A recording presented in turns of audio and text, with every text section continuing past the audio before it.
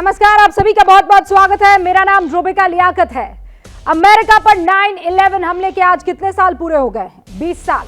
और आज अमेरिका ने 20 साल बाद अपना बदला पूरा कर लिया है, किसी एक इंतकाम से नहीं, उन तमाम लोगों को खत्म करके जिसकी लिस्ट अमेरिका ने 9/11 के बाद बना दी थी। हमले से करीब 10 साल के बाद अमेरिका ने पहला यानी ओसामा बिन लादेन को अपना निशाना बनाया, पाकिस्तान में जाकर एबटाबाद में उसे ढेर किया। 20 साल के बाद लादेन के सेकंड इन कमांड जवाहिरी को अफगानिस्तान में मार गिराया है। और इस तरह 20 साल में अमेरिका ने अपने 3 सबसे बड़े दुश्मनों को मार गिराया है। 2011 में लादेन को, 2019 में आईसिस के सरगना अबू बकर अल बगदादी को और अब 2022 में अल कायदा के मौजूदा सरगना अयमन अल जवाहिरी को। ये इन तीनों का खात्मा करने के बाद अमेरिका ने अपना हिसाब पूरा कर लिया है। वो जवाहिरी जो न सिर्फ अमेरिका के लिए खतरा था बल्कि हमारे लिए भी, हिंदुस्तान के लिए भी, भारत के लिए भी लगातार जहर उगल रहा था। हाल के दिनों में याद कीजिए, जवाहिरी ने नुपुर शर्मा के बयान को लेकर भारत में आतंकी हमले की धमकी दी थी। कर्नाटक में हिजाब विवाद को लेकर उसने भारत के मुसलमानों को भड़काने की कोशिश की थी। लेकिन CIA के ड्रोन अटैक में जवाहिरी अब जहन्नुम पहुंच गया है। अब सवाल ये उठता है कि जब अमेरिका अपने दुश्मनों को मार सकता है, उनसे चुन चुन कर बदला ले सकता है, तो हम क्यों नहीं, भारत क्यों नहीं?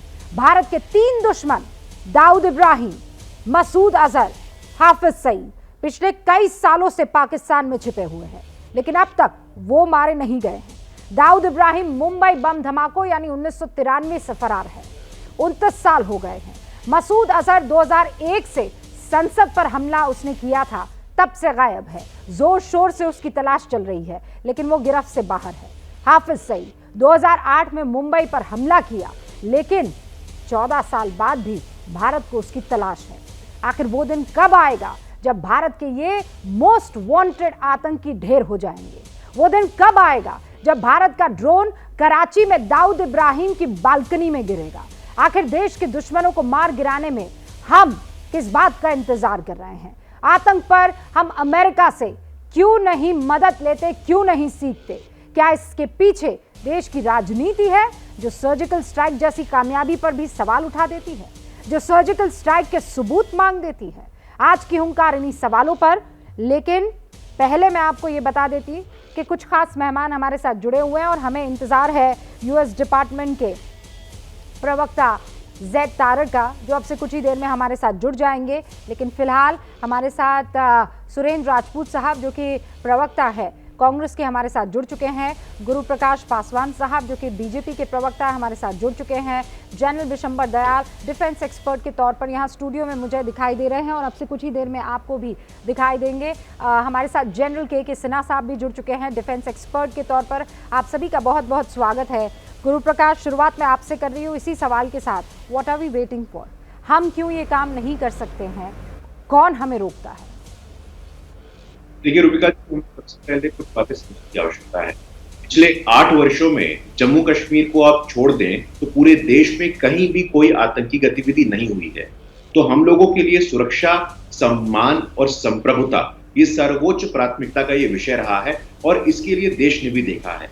अगर उरी में देखें, बालाकोट में देखें, तो सीमा के इस पार ही नहीं, सीमा के उस पार भी यदि जाने की आवश्यकता पड़ी तो हम गए हैं।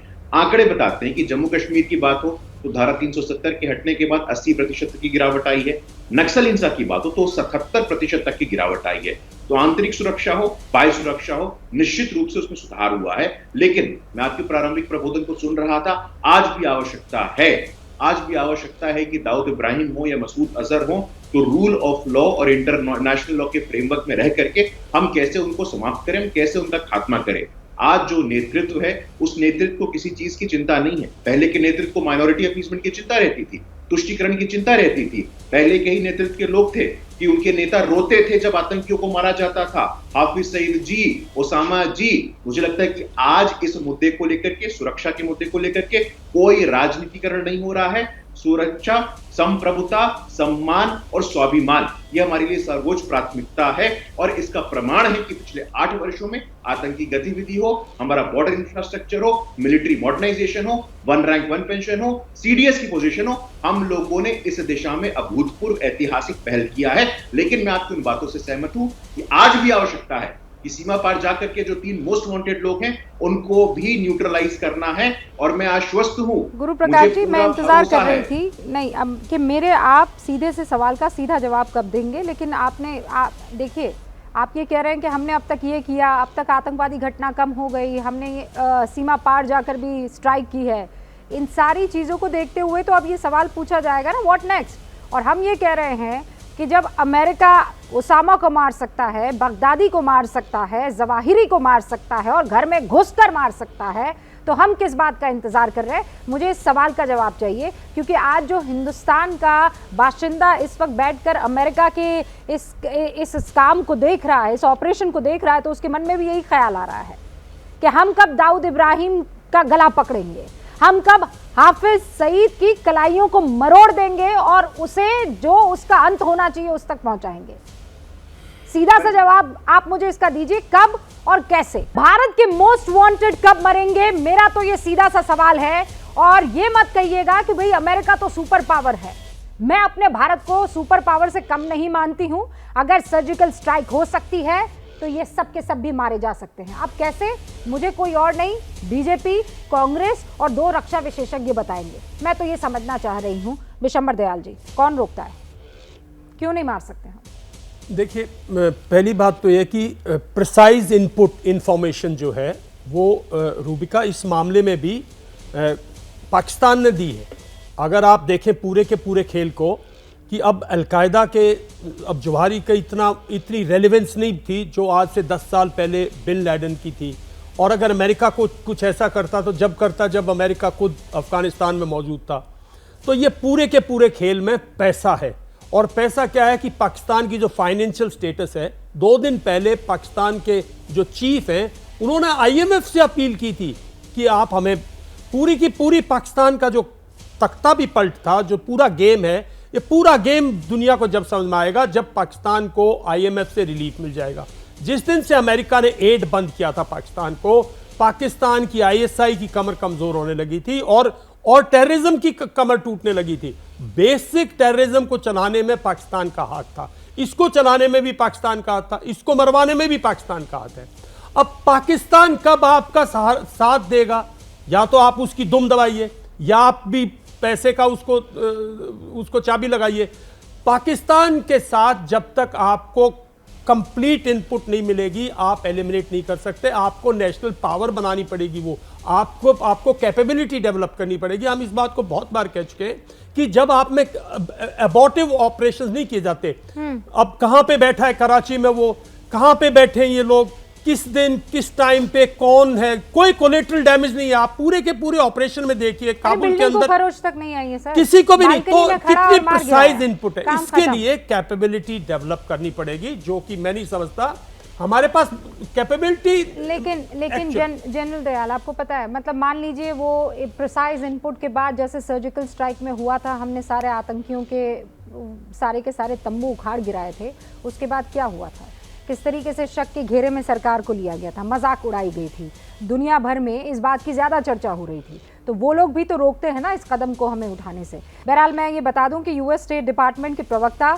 जेड तारड़ हमारे साथ इस वक्त जुड़ चुके हैं, क्योंकि इस वक्त अमेरिका ने 24 घंटे में 2 बड़ी खबरें दुनिया तक पहुंचाई है। और इसीलिए मैं जानती हूं आप सब भी बहुत उत्सुक होंगे जानने के लिए कि हुआ तो हुआ क्या, हुआ तो क्यों हुआ तो कैसे हुआ। जेड, आपका बहुत बहुत स्वागत है एबीपी न्यूज़ पर। मैं स्टूडियो से रूबिका लियाकत आपसे बात कर रही हूँ।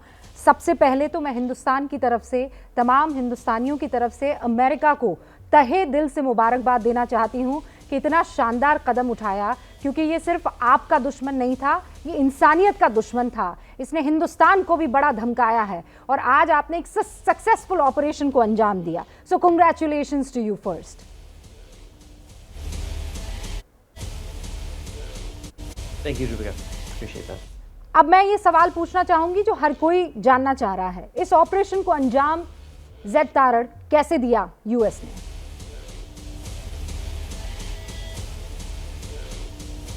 जी देखिए, आपने भी सुना होगा कि राष्ट्रपति बाइडेन ने अर्लियर दिस ईयर उन्होंने सुना हमारे इंटेलिजेंस सर्विसेज से कि हमारे पास ऐसा इंफॉर्मेशन था कि ज़वाहिरी एक मूवमेंट ले रहे थे, वो काबुल जाने की कोशिश में थे ताकि वो अपने रिश्तेदारों के साथ मिल सके, जुड़ सके वहाँ पे।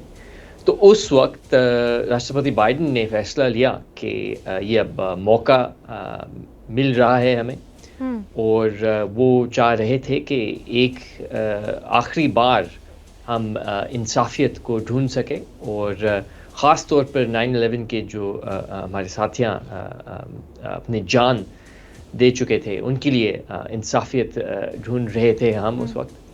तो राष्ट्रपति बाइडेन ने ये फैसला लिया कि अब स्ट्राइक देने के लिए मौका आया, और उन्होंने ये भी कहा कि जहाँ तक हम कर सकते थे, जहाँ तक हम मासूम लोगों की ज़िंदगी बचा सके, वो हम बिल्कुल पूरी कोशिश कर रहे थे। और खुशखबरी की बात ये है कि सिर्फ़ और सिर्फ ज़वाहिरी मरे हैं इस स्ट्राइक में, और कोई मासूम लोग नहीं, बल्कि उनके खुद ख़ानदान में भी कोई हिलाकत नहीं है, कोई डेथ्स नहीं हुए उस वक्त।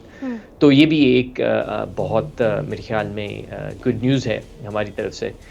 मेरे ख़्याल में जब सबसे जो महत्वपूर्ण बात है वो ये है कि हम समझते हैं कि एक बहुत ही सख्त और स्पष्ट पैगाम हम देना चाह रहे हैं इस वक्त पूरी दुनिया के जितने भी टेररिस्ट्स हैं, और वो ये है कि हम कभी भी नहीं रुकेंगे, और जितना भी हमारे पास ताकत है वो हम इस्तेमाल करेंगे, और हम आपको पूरी विश्व में ढूंढेंगे, और हम स्ट्राइक करने के लिए भी तैयार हैं। और ये आपने कर भी दिखाया है, चाहे वो 2011 में उसामा बिन लादेन हो, चाहे वो अल बगदादी सीरिया में हो 2019 में, चाहे वो ज़वाहिरी हो 2022 अफ़गानिस्तान में। आपने अपने दुश्मनों को ढूंढा है, उनके घर में घुसकर उनको मारा है, और इसमें कोई दो राय नहीं है, और इसीलिए शुरुआत एक मुबारकबाद से हुई थी। आपने ये बताया कि एक स्पेसिफिक इनपुट मिला था, और आपने कहा जान माल का नुकसान नहीं हुआ है अलावा ज़वाहिरी के। ये कैसे आप लोगों ने कर दिखाया? यहाँ पर सवाल इस बात को लेकर भी उठ रहा है कि ये ड्रोन उड़ा तो उड़ा कैसे, इंतज़ार कितनी देर तक, वो तमाम निटिग्रिटीज़, वो उत्सुकता है लोगों में कि ये कैसे हो गया है। तो सिर्फ फिल्मों में होता है कि बिल्डिंग वैसी की वैसी खड़ी है और एक आतंकवादी बालकनी में आता है और उसे मार गिराया जाता है।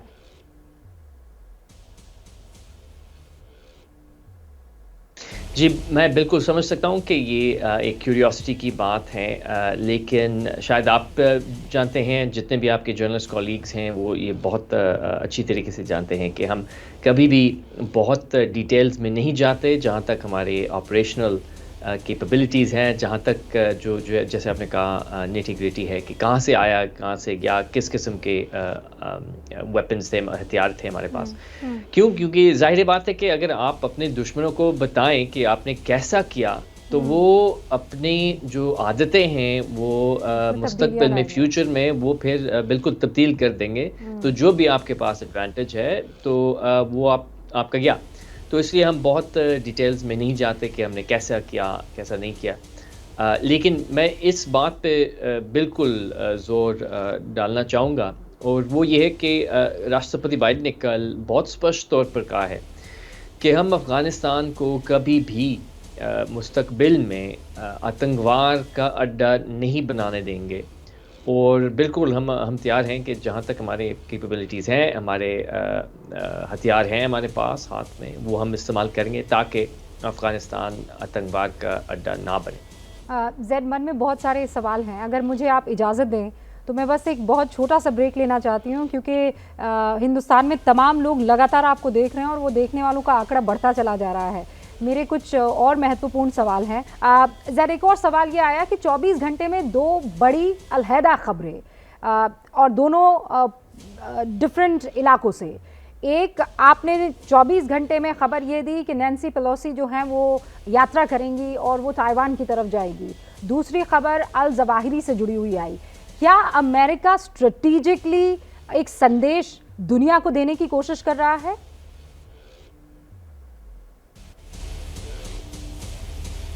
जी रुबिका, मैं ये कहूँगा कि मेरा नहीं ख्याल कि हमने बहुत इन जो दो दो बातें हैं इनको बहुत हमने एक ही तरफ देखना है या उनके जो जुड़ना है हमने उनको। क्योंकि देखिए पहली बात तो ये कि ये जो स्ट्राइक हुआ है ये कई महीनों से हम प्लान कर रहे थे और आपने खुद राष्ट्रपति बाइडेन से कल सुना है कि ये बल्कि जनवरी से भी जारी है। और जहाँ तक हमारे हाउस स्पीकर नैंसी पेलोसी का दौरा है, ये भी कई दिनों से ये जारी है, ये प्लान भी मुमकिन जो उनका खुद अपना प्लान है वो भी कई हफ्तों से चल रहा है। तो मैं ये नहीं कहूँगा कि हमने कोई ऐसा प्लान किया है कि हम पूरी विश्व को एक पैगाम दें। लेकिन हाँ, मैं ये ज़रूर कह सकता हूँ कि शायद हम ये कह सकते हैं कि जहाँ तक हमारा फ़ॉरेन पॉलिसी है, ये हम ज़रूर कह सकते हैं कि हम बहुत कंसिस्टेंट रह चुके हैं। राष्ट्रपति बाइडेन भी ये कह चुके हैं कि हमने कहा कि जहाँ तक टेररिस्ट हैं वो बिल्कुल हम उनको स्ट्राइक करेंगे, हम कार्रवाई करेंगे उनके ख़िलाफ़। और जहाँ तक चीन है उसमें भी हम ये बिल्कुल कह सकते हैं कि हमारे कोई तब्दील नहीं आया हमारे वन चाइना पॉलिसी में। हम समझते हैं कि ताइवान एक चीन का एक हिस्सा है। हम समझते हैं कि हमने बहुत एहतियात से अपना ताल्लुकात चीन के साथ संभालना है और हम कह रहे हैं कि चीन शायद टेंशन बढ़ाने की कोशिश में है इस वक्त। हम नहीं समझते कि टेंशन बढ़ाने से कोई फ़ायदा है। हम समझते हैं कि ख़ास तौर पर ये जो विज़िट है नैंसी पेलोसी का, इस बात पर टेंशन बढ़ाने के लिए कोई तुक नहीं बनती, क्योंकि ये कोई नई बात नहीं है। ये हो भी चुका है। 1997 में न्यूट गिंगरिच भी दौरा करके आए हैं ताइवान के। तो हम नहीं समझते कि ये शायद मौका है टेंशन बढ़ाने के लिए, और हम उम्मीद करते हैं कि हम इन टेंशनों को कम कर सकें। तो ज़ैद, नैंसी पेलोसी ताइवान जा रही हैं, ये क्लियर है?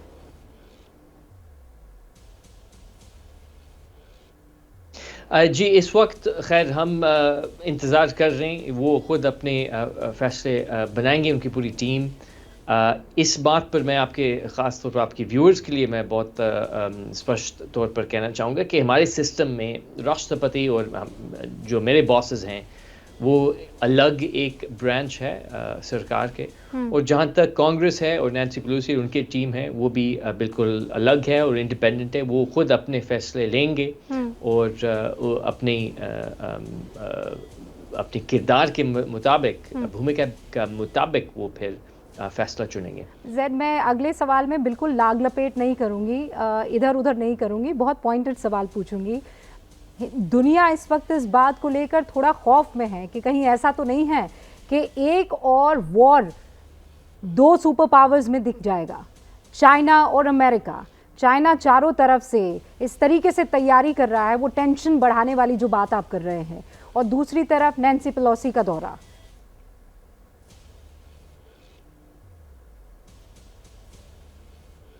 देखिए, ये विदेश मंत्री ब्लिंकन भी मेरे ख्याल में कई दफ़े कह चुके हैं, और ख़ुद राष्ट्रपति बाइडेन भी ये कह चुके हैं कि हम समझते हैं कि अमेरिका और चीन के ख़िलाफ़ कोई भी ऐसा अगर लड़ाई झगड़ा हुआ या टेंशन भी बढ़ गए तो इसके का कोई फ़ायदा नहीं है। अमेरिका के फ़ायदा नहीं है, चीन के आम लोगों के फ़ायदे में नहीं है, पूरे विश्व के फ़ायदा में नहीं है।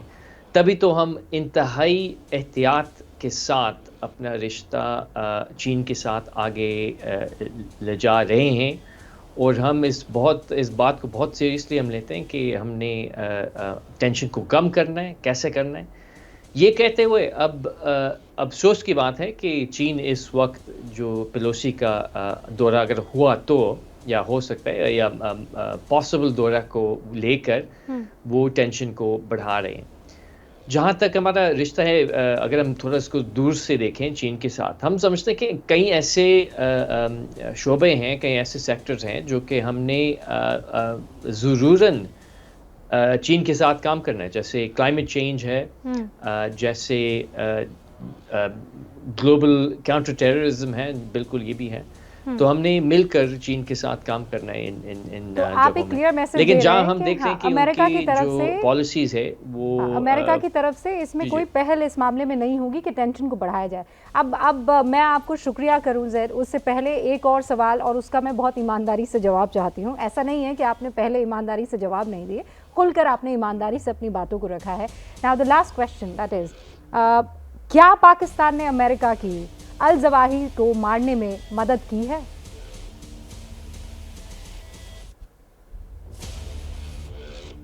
जी रुबिका, काश मैं आपको एक सीधा सीधा जवाब दे सका, लेकिन सच ये है कि हम जैसे मैंने कहा आपको, हम इन डिटेल्स में नहीं जाते, ऑपरेशनल डिटेल्स में इस वक्त नहीं जा सकते, लेकिन इतना मैं ज़रूर कह सकता हूँ कि आखिरकार हमने अलकायदा के नंबर 2 को ढूंढ कर हमने अब इंसाफियत पहुंचा दिया।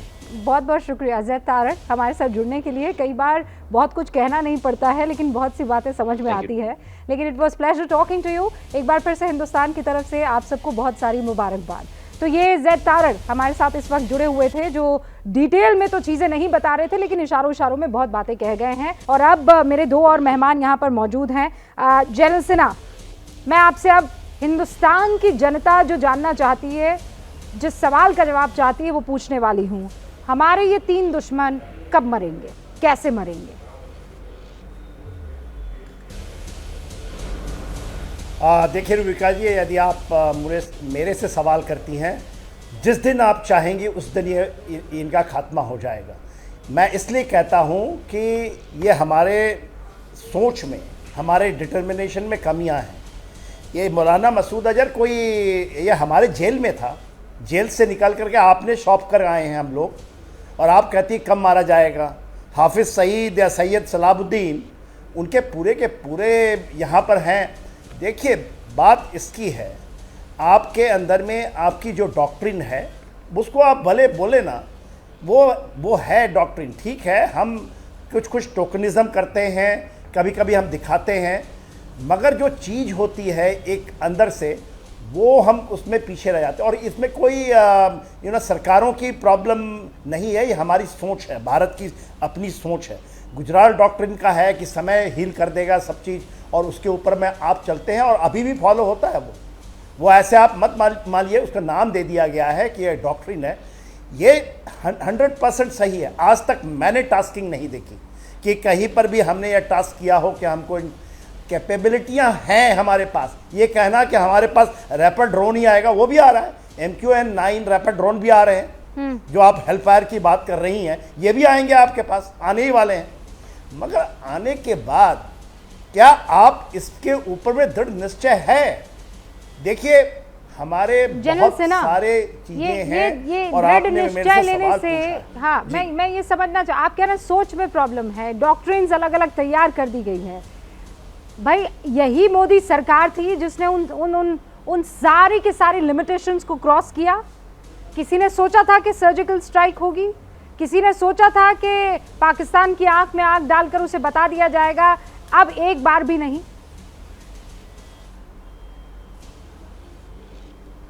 देखिए रुबिका जी, मैं तो पूरे सरकार के साथ ही रहता हूँ। सर्जिकल स्ट्राइक से बढ़ करके जब हमारी उरी के ऊपर में जो हमारी फिजिकल स्ट्राइक हुई है, जहाँ पे बड़े कदम हुए हैं, मगर ये कदम बढ़ करके एक बार करके नहीं, सर्जिकल स्ट्राइक के ऊपर में तो दिखाया है हमने। सर्जिकल स्ट्राइक एक हुआ ना, हमारा एक उरी हुआ, फिर हम वेट करेंगे कि कुछ बड़ा हो जाए फिर करेंगे। ठीक है, हम चीज़ों को सॉल्व कर रहे हैं, मगर 70 साल लग जाते हैं। कोई सरकार की बात ना करें, उसमें मैं भी शामिल हूँ, आप भी शामिल हैं। आप सवाल उठा रही हैं, सही है सवाल। मैं भी 40 साल सेना के ऊपर नौकरी की है, मैंने 27-28 साल जम्मू एंड कश्मीर में रहा हूँ। मगर जो हमारी डिटर्मिनेशन की कमियां है, कैपेबिलिटी बहुत है। हम फिल्मों में ही नहीं दिखाएंगे कि हमने हाफिज सईद को खत्म कर दिया वहां जाकर के। ये इतनी बड़ी चीज नहीं है जिसको हम लोग सोचते हैं। और आप ये जो कह रही हैं, हाँ। आज जो खबर आई है जो अल जौहरी का, जी हाँ, जो जौहरी की खबर आज जो आई है, हाँ। और सराजुद्दीन, हाँ मैं खत्म कर दूं, सराजुद्दीन हक्कानी के उसके बिल्डिंग में उसको मारा गया है उसके। तो ये जो कहना कि पाकिस्तान ने शायद उसको दे दिया, शायद ये आकलन भी मुझे तो बड़ा बच्चुका सा लगता है ये कि वो उन्होंने बलूचिस्तान से उड़ाया। हाँ, उनकी अब हॉराइजन ये डॉक्ट्रिन है और ये हुआ है। और ये समय को देखें, इनके अंदर की चीजों को पढ़िएगा। नहीं, तो मैं उस मुद्दे पर आना चाहती हूँ। मैं ये देगा। जानना भी चाह रही हूँ कि आपको ऐसा क्यों लग रहा है कि अमेरिका ने हर बार अपने फायदे के लिए हर मुल्क का इस्तेमाल किया है। वो ये जानता है कि अपने देश को बढ़ाने के लिए उसके लिए क्या बेहतर है।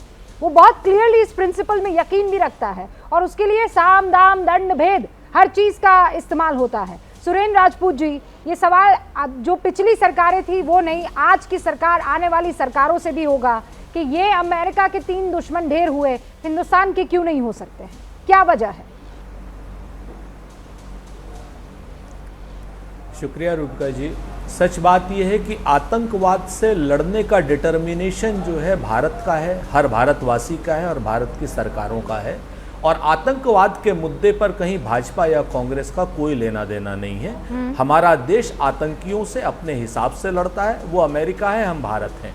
हम भारत से पूरी तरीके से, पूरी ताकत से आतंकवाद को एलिमिनेट करते हैं और बाहर से भी जो आतंकी आते हैं उनको भी जहन्नुम में पहुंचाने का काम हमारी सेना भी करती है, हमारी बीएसएफ भी करती है, हमारी सीआरपीएफ भी करती है और बाकी सुरक्षा एजेंसियां भी करती हैं। उनको लेकर के किसी और को देख करके हम अपनी डॉक्ट्रिन बनाएं, मुझे नहीं लगता कि ऐसा हम प्रोएक्टिव रहे हैं। ऐसी बात नहीं है। सर्जिकल स्ट्राइक कोई पहली नहीं हुई है और कोई आखिरी नहीं हुई है। सर्जिकल स्ट्राइक पहले होती रही है। एक पाकिस्तान को 2 पाकिस्तान बनाया गया है, सिक्किम को हिंदुस्तान में लाया गया है, गोवा को हिंदुस्तान में लाया गया है, नाथुला की जंग को जीता गया है, कारगिल की जंग को जीता गया है। सरकारें कोई भी रही हो, लेकिन हमारी सेना ने हमेशा देश का मान और सम्मान ऊपर रखा है। तीसरी बात जब आ जाती है, जब अब पॉलिटिकल हम लोग बात करते हैं, इंटरनल डिफरेंसेस अपनी जगह पर हैं, लेकिन विदेश नीति पर जो कंसिस्टेंट विदेश नीति, जैसे अभी आप उनसे पूछ रही थी अमेरिकन डिप्लोमेट से, उनकी कंसिस्टेंट विदेश नीति है, उसी तरीके से हमारी कंसिस्टेंट विदेश नीति है। हमारी कंसिस्टेंट विदेश नीति के बाद अगर हम कहीं दाएं बाएं उड़ते हैं या मुड़ते हैं तो निश्चित तौर पर बातें उठती हैं। आप इस चीज को देखें, हाफिज सईद जैसे कुख्यात आतंकवादी से वेद प्रताप वैदिक मिलने जाते हैं, उनका वीजे को एक्सटेंड किया जाता है। 1 दिन का वीजा उसके आदमी के वीजे को 7 दिन का वीजा दिया जाता है हमारी सरकार के द्वारा। यह प्रश्न उठने की बात है। मैं यहां पर और कोई बात नहीं कहता, क्योंकि विदेश नीति का मामला है और आतंकवाद से हमें मिलकर लड़ना होगा। दाऊद इब्राहिम है, दाऊद इब्राहिम के लिए कंसिस्टेंट हमारा, चाहे हमारा एनएसए है जो अजीत डोभाल साहब है। आप ये कह रहे हैं कंसिस्टेंसी इज वेरी इंपॉर्टेंट, तो फिर खून की दलाली के बयान क्यों आते हैं? तो फिर सबूत सर्जिकल स्ट्राइक के क्यों मांगे जाते हैं? क्या हिंदुस्तान ने जब पाकिस्तान के 2 टुकड़े किए थे तो सबूत मांगे थे किसी ने? क्या जब वॉर हुआ था और पाकिस्तान को नाको चने चबवा दिए थे, किसी ने आपसे सबूत मांगा था? किसी ने नहीं मांगा था। चाहे वो हमारी आयरन लेडी इंदिरा गांधी हो, चाहे वो कोई और कांग्रेस से ताल्लुक रखने वाला मुख्यमंत्री, प्रधानमंत्री या किसी और विदेश नीति को समझने वाला विदेश मंत्री रहा हो, सब ने इस बात का सपोर्ट किया। तो फिर कांग्रेस ने कहा है सबूत मांगे सर्जिकल स्ट्राइक पर। 2 चीजें बड़ी साफ साफ है रूबिका लियाकत साहिबा। एक चीज को समझिए कि कांग्रेस के किसी नेता ने अगर कोई बयान दिया हो, उसको कांग्रेस का बयान नहीं माना जाना चाहिए। अगर आप सर्जिकल स्ट्राइक पर बात करती हैं तो श्रीमती सोनिया गांधी जी का बयान और कांग्रेस पार्टी के बयान को आपको पढ़ना चाहिए। अगर नहीं पढ़ा होगा तो मैं आपको भेज देता हूं। हमने सर्जिकल स्ट्राइक का पूरा समर्थन किया था। नहीं, हम ये सवाल जरूर खिलाफ स्ट्राइक जी मैं भी भेज देता हूं। फर्जी नहीं। संजय निरुपम, पाकिस्तान को झूठा साबित करने के लिए सबूत दिए जाए, ये तो अरविंद केजरीवाल छोड़ दीजिए। सर्जिकल स्ट्राइक पर खून की दलाली हो रही है, राहुल गांधी। सर्जिकल स्ट्राइक का वीडियो जारी करना चाहिए, पी चिदम्बरम। सर्जिकल स्ट्राइक का सबूत देना चाहिए, दिग्विजय सिंह। अब ये गुरु प्रकाश पासवान की पार्टी के तो लोग नहीं हैं, ये तो आपके पार्टी के दिग्गज नेता हैं। आप जो बात कर रहे हैं सर, अभी इससे पहले जितनी भी आपने बात कही, मैं उस हर एक लफ्ज का समर्थन करती हूं, लेकिन आपके करने और कहने में फर्क है। अब अगर आप कह चुके तो मैं जवाब देता हूं आपको। आपने श्रीमती सोनिया गांधी जी का और कांग्रेस पार्टी का आधिकारिक स्टेटमेंट इसमें नहीं पढ़ा। किसी भी नेता का जब विदेश नीति की बात होती है और जब कहीं पर सेना की नीति की बात होती है तो पार्टी के स्टैंड माने जाते हैं, किसी इंडिविजुअल के स्टैंड नहीं माने जाते। राहुल गांधी का स्टैंड और हमारी पार्टी का स्टैंड बहुत क्लियर था कि हमने राहुल गांधी जी के अगर आप पूरे बयान को पढ़ना चाहें तो एक बार जरूर पढ़ लीजिएगा। आप राहुल गांधी जी के बयान को, आप खून की दलाली वाले बयान को पूरा पढ़िए और उसके बाद निकालिए। आप सर्जिकल स्ट्राइक की बात कीजिए। सर्जिकल स्ट्राइक की बात में मैं जिम्मेवारी से कहता हूं कि आप लोग सुन लीजिए। बयान पढ़ने के बाद खून की दलाली क्या हो जाएगा? रूबिका जी, अगर आप बीच दुश्मनों से बदला लेना हो जाएगा खून की दलाली। आप पूरी बात अगर कहने नहीं दे, नहीं, अगर पूरी बात आप नहीं कहने देंगी तो यह माना जाएगा कहीं ना कहीं भारतीय जनता पार्टी और उसके अफवाह तंत्र के उसमें आप आ रही हैं। आप इस समय देश के लिए नहीं, आप भारतीय जनता पार्टी के लिए बैटिंग कर रही हैं। जिस समय हमारे यहाँ पर सुरेंद्र राजपूत जी, राहुल गांधी के स्टेटमेंट से मैंने आपको काउंटर करने की कोशिश की तो आपने मुझ पर तोहमत लगा दी। किस बात की तोहमत? मैंने आपसे कहा कि मैं आपके हर बात से अग्री करती हूँ और आप मुझे पर तोहमत लगा रहे हैं। मैंने आपसे देश के बारे में सवाल पूछा था। राहुल गांधी के नाम पर आप इस तरीके से बौखला किया जाते हैं क्या? आप किसी के ऊपर भी पर्सनल अटैक करने लगते हैं। सुरेंद्र राजपूत जी, आप भारत की छवि खराब कर रहे हैं। खून की दलाली मैंने बयान नहीं दिया था, आपके नेता राहुल गांधी ने बयान दिया था। सर्जिकल स्ट्राइक पर मैंने सबूत नहीं मांगा था, आपके पी चिदम्बरम ने सबूत मांगा था। फर्जी स्ट्राइक मैंने नहीं कहा था, आपकी पार्टी के संजय निरुपम ने कहा था। ये स्ट्राइक के सबूत जारी किए जाए ये मैंने नहीं कहा था, ये दिग्विजय सिंह ने कहा था। और आप कह रहे हैं कि मैं यहाँ बैठकर मैं सर्टिफिकेट लूं आपका। भारत की रक्षा नीति की छवि खराब कर रही है। क्या रक्षा नीति की और छवि खराब कर रही हूँ मैं? सर्जिकल स्ट्राइक करके आप सबूत मांग रहे हैं और मैं छवि खराब कर रही हूँ, बुराई कर रही है, मैं छवि खराब कर रही हूँ, शर्मिंदा कर रही है पूरे दुनिया में। सर्जिकल स्ट्राइक पर सवाल आप कर रहे थे, तब भारत को शर्मिंदा आप नहीं कर रहे थे। मैं आपको शर्मिंदा कर रही हूँ, मैं आपकी सोच को शर्मिंदा कर रही हूँ और आपको इसीलिए दिक्कत हो रही है। मैं आपको शर्मिंदा कर रही हूँ। सर्जिकल स्ट्राइक पर आपने जो सवाल उठाए हैं उन सवालों पर काउंटर करके मैं आपको शर्मिंदा कर रही हूँ। आप भारत नहीं है, याद रखिएगा, आप भारत नहीं है। भारत ने सर्जिकल स्ट्राइक किया था, भारत की सेना ने पाकिस्तान पर सर्जिकल स्ट्राइक किया था और उस पर फख्र कीजिए, उस पर गर्व कीजिए सुरेंद्र राजपूत जी। हर बार जो है आप यहाँ पर बैठकर अपनी सर्जिकल स्ट्राइक मेरे ऊपर करना छोड़ दीजिए। आपकी ये सर्जिकल स्ट्राइक जो है मेरे सवालों पर मत कीजिएगा। मैं सवाल पूछूंगी और बार बार पूछूंगी। सबसे पहला सवाल गुरु प्रकाश पासवान से किया था कि ये 3 देश के दुश्मन कब मारे जाएंगे, लेकिन तब आपको नहीं लगा कि रूबिका लियाकत को सर्टिफिकेट देना चाहिए कि नहीं। आपके हिसाब से ना चले तो सर्टिफिकेट बांटने लगते हैं आप। कांग्रेस के कांग्रेस पर सवाल उठाकर मैंने भारत पर सवाल कर दिया। गुरु प्रकाश पासवान, हाँ, और आप सेना पर सवाल उठाए तब भारत को शर्मिंदा नहीं होना पड़ता है। गुरु प्रकाश पासवान भारत को पूरी दुनिया में शर्मिंदा करने का काम कर रही है। जो अरे आप अपने नेता को बचाइए, मुझे कोई प्रॉब्लम नहीं है सुरेंद्र राजपूत जी, पर इस तरीके से बदतमीजी करते हुए मुझसे बात मत कीजिएगा। मैं बहुत ईमानदारी से ये चर्चा कर रही हूँ, आपको शर्म आनी चाहिए सुरेंद्र राजपूत जी। क्यों नहीं पूछूंगी हाफिज सईद के बारे में? किससे पूछा मैंने अभी? हाफिज सईद कौन है, किससे पूछा मैंने? यहाँ बैठकर मुझे ज्ञान मत दीजिए सुरेंद्र राजपूत, मैंने हो गया। मैंने आपसे जो सवाल करना था कर दिया। बैठकर अपनी जेब से सर्टिफिकेट निकालेंगे। खून की दलाली मैंने कहा खून की दलाली। आपके नेता ने कहा खून की दलाली। सर्जिकल स्ट्राइक पर मैंने नहीं कहा, आपके नेता ने खून की दलाली कहा।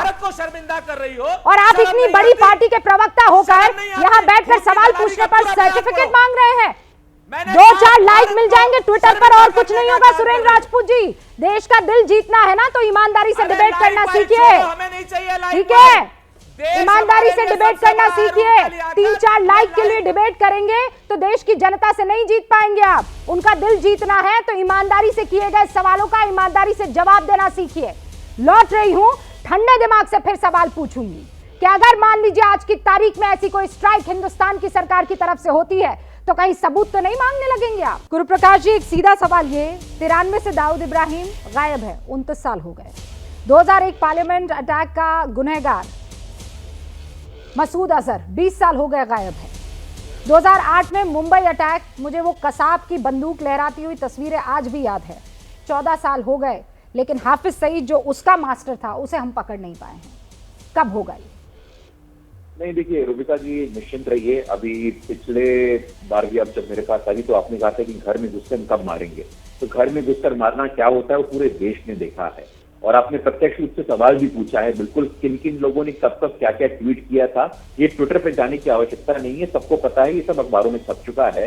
संदीप दीक्षित जी ने स्वर्गीय शहीद बिपिन रावत जी के बारे में क्या बोला था, तो कांग्रेस पार्टी तो अब अप्रासंगिक हो गई है। वो देखिए, सरकार जो भी करे उसका विरोध करना है, ऐसे नहीं होता है ना, राजनीति के नाम पे किसी भी चीज का विरोध करेंगे। लेकिन जहां तक आपके प्रश्नों का सवाल है, देखिए हम बताते हैं कि आज इंटरनल सिक्योरिटी हो, एक्सटर्नल सिक्योरिटी हो, और जो भी कल्प्रिट है, खास करके जो 3 महत्वपूर्ण कल्प्रिट जिनका आप नाम दे रही हैं, बिल्कुल समय रहते आज की सरकार में ही ये पुरुषार्थ है, आज की सरकार में ही ये पराक्रम है कि समय रहते घर में घुसकर बदला लिया जाएगा। अब कब लिया जाएगा ये भविष्य के गर्भ में है, कब लिया जाएगा ये भविष्य के गर्भ में है। लेकिन निश्चिंत रहिए, निश्चिंत रहिए, हमें तुष्टीकरण की राजनीति नहीं करनी है, हमें किसी को खुश नहीं करना है, हमें किसी से दिक्कत नहीं है, किसी को दुख होता या नहीं होता हो। आज से पहले स्थिति क्या थी कि तुष्टीकरण के नाम पे लोगों ने इंस्टीट्यूशनल पेट्रनेज दिया है, संस्थागत समर्थन दिया है आतंकवादियों को।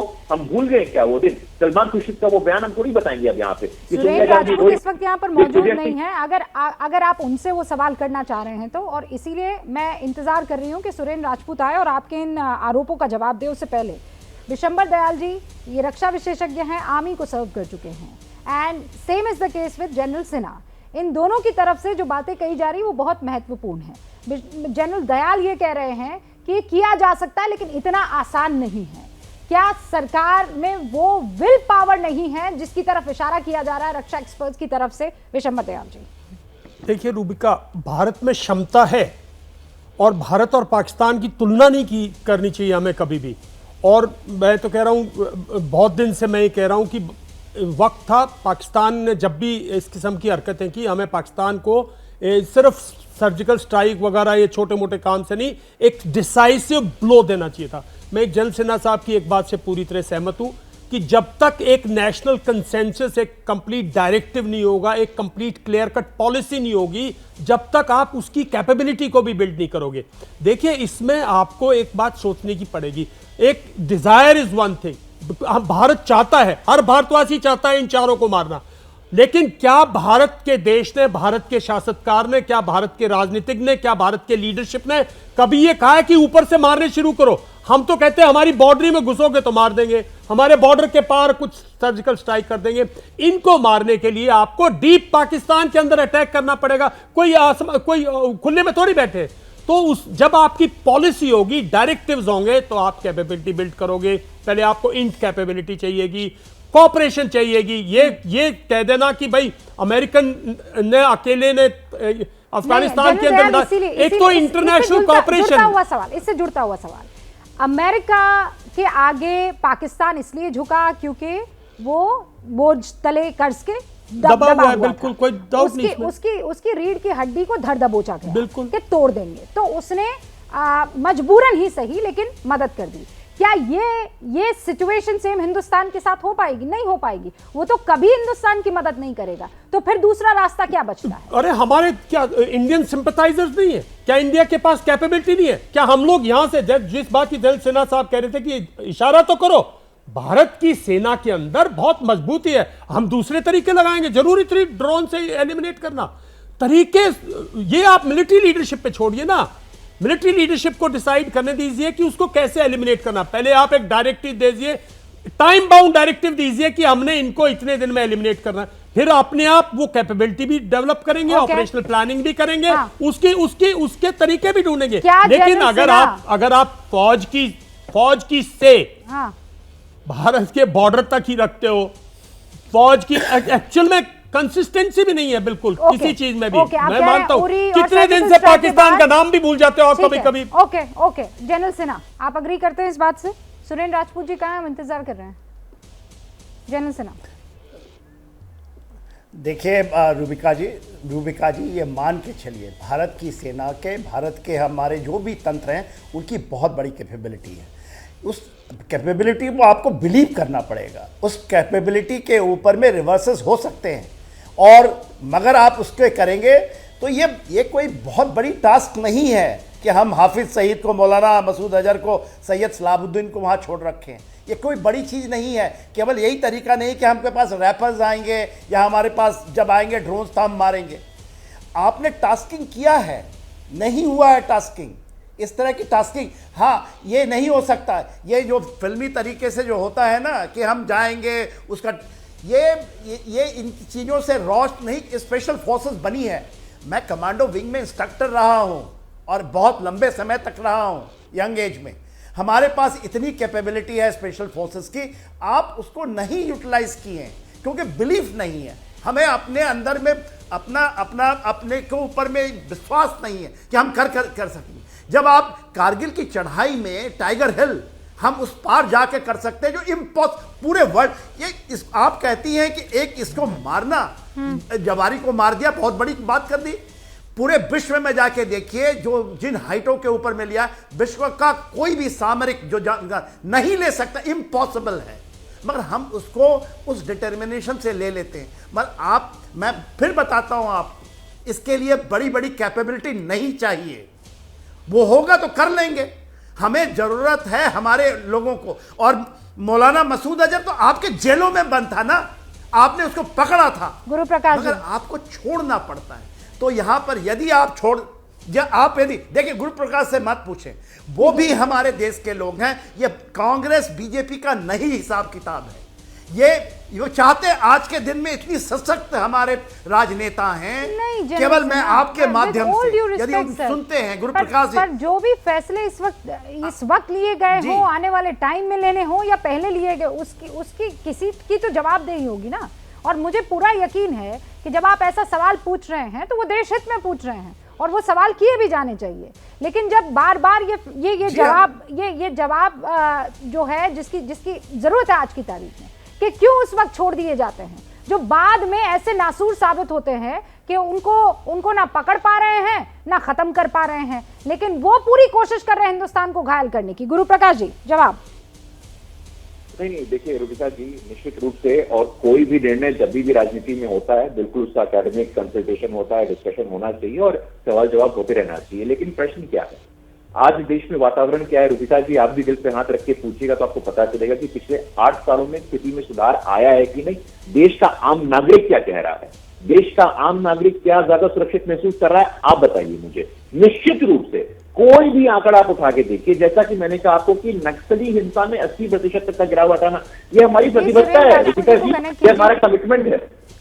ये हमारा कमिटमेंट है रूबिका जी, ये हमारा कमिटमेंट है, ये हमारी प्रतिबद्धता है कि आज देश का जो नागरिक है वो ज्यादा सुरक्षित महसूस कर रहा है। आप किसी भी नागरिक से पूछिए, 80% तक की गिरावट आई है। इसका मतलब ये नहीं है कि आप उन आतंकवादियों को खुला छोड़ देंगे। तो आप, ये तो बिल्कुल ऐसी बात हुई कि आप उन सांपों को घर के बाहर चूंकि घूम रहे हैं और वो घर के अंदर एंटर नहीं हो पाए तो आप खुश हो रहे हैं। जरा उनको मौका मिला तो वो आपके घरों पर अटैक करेंगे, आप उनको छोड़ कैसे सकते हैं? अब इतना आसान नहीं है रूबिका जी, अब इतना आसान नहीं कि कोई भी आएगा और हमला करके चला जाएगा। 2014 के बाद एक नई ऊर्जा है, नई उत्साह है भारत के सेना में। ऐसा मत समझिए कि कोई भी घुस करके चला जाएगा। अगर आज हमारी राजनीतिक इच्छा शक्ति की बात है, आप पूछती है कि आपका पॉलिटिकल विल कहाँ है, तो हमारा पॉलिटिकल विल ये है। यही 2014 के बाद सेना पर अटैक हुए हैं, यही 2014 है जब पाकिस्तान से तादाद में आतंकवादी आते हैं और हमारी सेना पर कहीं और नहीं सैन्य ठिकानों पर हमला करके चले जाते हैं। तो प्लीज आप ये मत कहिए कि 2014 के बाद जो है वो अब बिल्कुल चीजें बदल गई है।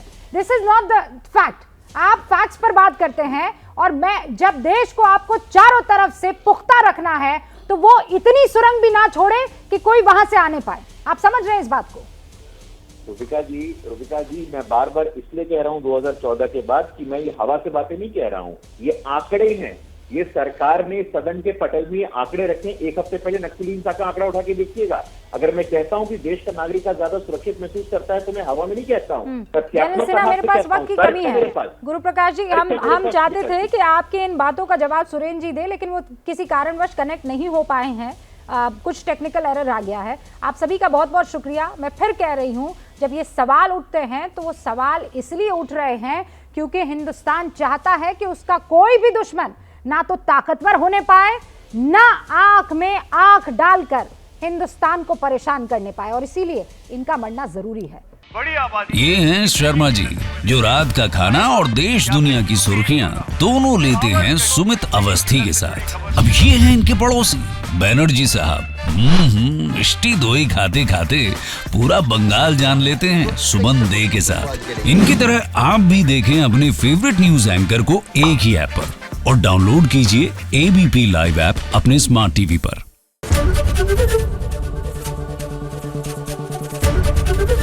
एबीपी न्यूज आपको रखे आगे।